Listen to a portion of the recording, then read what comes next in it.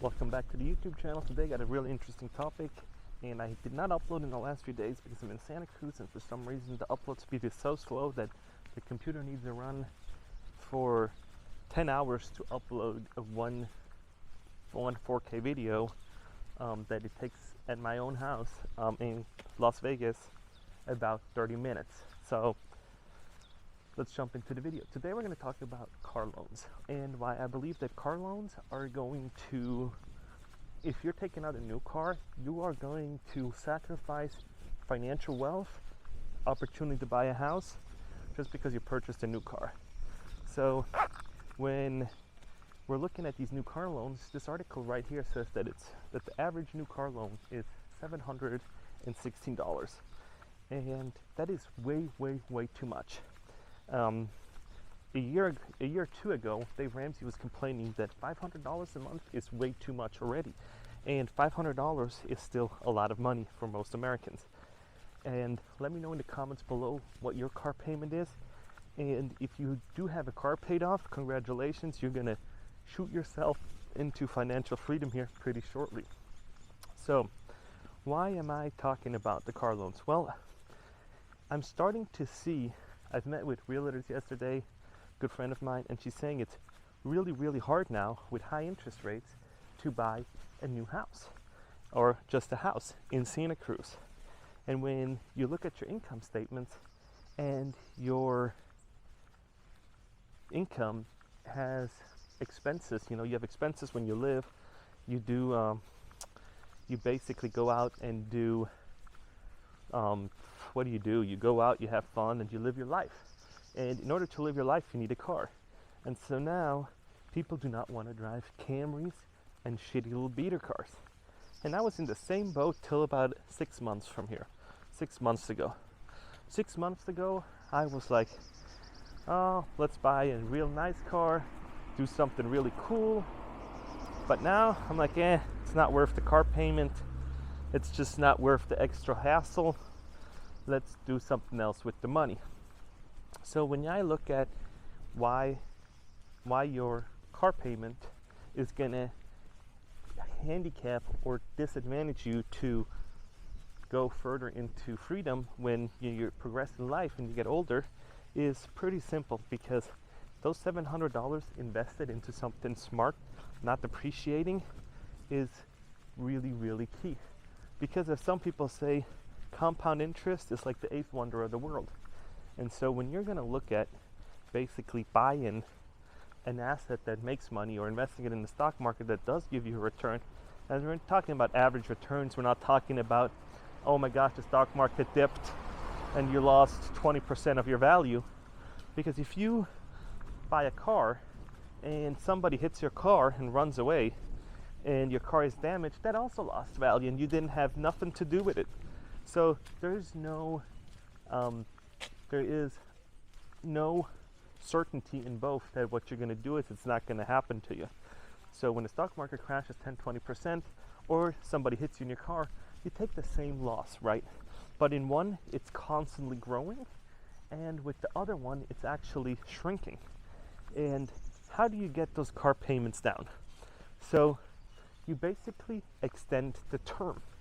And so are they talking about actually getting 40-year mortgages. And 40-year mortgages are a great thing, are a phenomenal thing. And the 100-year and the 100-month car loan is also a great thing if you're the bank and you hold the note on it, because there's so much interest you're paying, but you're paying a low cost.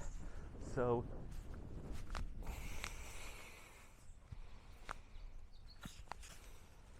you're paying a low cost of borrowing when you, like, a low monthly payment will actually make you a lower percentage of that money is actually going towards the principal and more is going towards interest. So when you look at a graph of a mortgage, everything till like year 13 is basically all interest loaded. So you're not really tackling the principals in the first 13 years. You're basically just paying down the interest. So let me say that again. Maybe I said it wrong. So in the first 13 years, you're basically just paying interest, and then after the 13 years, you're just really starting to kick in the principal payment. So with a car loan, it is a little different, but for a 100-month car loan or a 109-month car loan, you're going to have the same problem. Most of it is going to be interest up front. So when you look at making a decision of a car or a truck, you're going to have to really think, do I want to, is it worth to me to postpone my gratification and to get something really nice? Or is it worth, like this F-150 here, the Lightning, is it worth me spending so much money on a car just because I can? And if you can, that's great. If you have those financial capabilities to just have $800, $900 in disposable income, that's great. But most Americans, according to Wall Street Journal and all these other institutions, people don't have $500 for an emergency fund. Maybe it went up a little bit with inflation, but that is not really what the financial future success looks like. So if you can postpone that for 5-6 years and just invest your $600-$700 a month in your early working days and just put that in the S&P 500 or something like that and let that grow, I think for 10 years, if you invest that much money, you can almost be certain that by the age of retirement, you basically made $1 million. So is it worth the first 10 years of you working? Is that worth it to you to basically drive a new car around? And I would say for most people, they love it. For most people, it's worth, they get the good feeling. And I saw some other YouTubers saying, oh, that feeling I get when I get in my car, that's really nice. You know, I feel good. I like it. And yeah, I do get it. A nice BMW is really nice. But when you're going to spend that kind of money on a car, you're not going to get any faster. So you're not going to get to point A to point B faster, but you're going to have a dollar tag, a dollar sign over your head that says, oh, I make $800 a month payments, or I've spent $50,000, $60,000 on a car. The question is that if you're going to have $60,000, $70,000 in $100 bills, is it going to be worth it to you to pay that in cash? So what Dave Ramsey says is that, you know, you should pay in cash. And so I've never had $50,000 in $100 bills, but that would really, really hurt when you think about it, because on paper it's just numbers, right? On a credit card it's just numbers. It doesn't really hurt too much, but it's emotion when you have a stack of $50,000 for a car.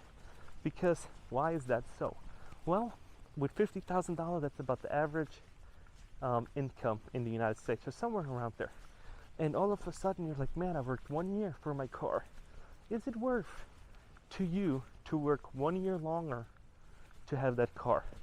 So let's say you're in retirement, you want to go travel the world, but now you bought 2 or 3 new cars in your life and they depreciated. So is that worth to you to work another 2-3 years just because you didn't want to drive a Prius, you didn't want to drive a used one, you had to get a new one? So let me know in the comments below if that would be worth it to you. And to me, it's not anymore. It was 6 months ago, a year ago. I thought, man, it'd be nice. But now that I actually can afford it and I'm doing financially better than I did a year ago, I would not do it. I wouldn't advise anybody to actually go out and do it, because it's just not worth the money. I know it's great, and I know there's feelings involved and emotions when you do that. It's like, oh, it's my dream car. Yeah, well, your dreams don't pay your bills, so move on, buttercup. And I feel like most people now are so into looks. They're so into designer stuff. They're so into looks and not thinking about the long-term consequences that come along with high car payments, with high-priced goods. So when I'm starting to go shopping, I'm like, man, at the mall, we were at the Santa Cruz Mall the other day, and it's dead. It's dead. There's nobody's in the mall really shopping, and it's just empty. And they don't have no designer stuff, but when you go to Valley Fair Mall, it's all designers, it's Gucci, Louis, and they all have that. And if you make a shit ton of money, you can do whatever you want. If I made $100,000 a month or $60,000, $70,000, I probably would not care if Allison bought a Gucci purse or something like that, because we'd have it. It's like it's fine with me. But since we are not at a place where that is something we want to do, it's not worth it to us. So when you spend $700 on a car payment, you spend some money on clothes, fancy going out eating and doing some other stuff, all of a sudden you're at a few $1,000s in just expenses for your lifestyle, because the car mostly is associated to your lifestyle, right? So what do? Well, you gotta also pay for your house. So you also somehow gotta pay to live somewhere. And so when you're like, I want to be a homeowner, that is my biggest goal in life. So then you gotta look at, what's a new mortgage? What's the average mortgage payments? And it went from anywhere from like $1,900 to like $3,500, and in some states even more, depending on area that you're in. Like Santa Cruz, I think the median home is actually 1.4 million. And so I'm looking at it like, all these things are so expensive.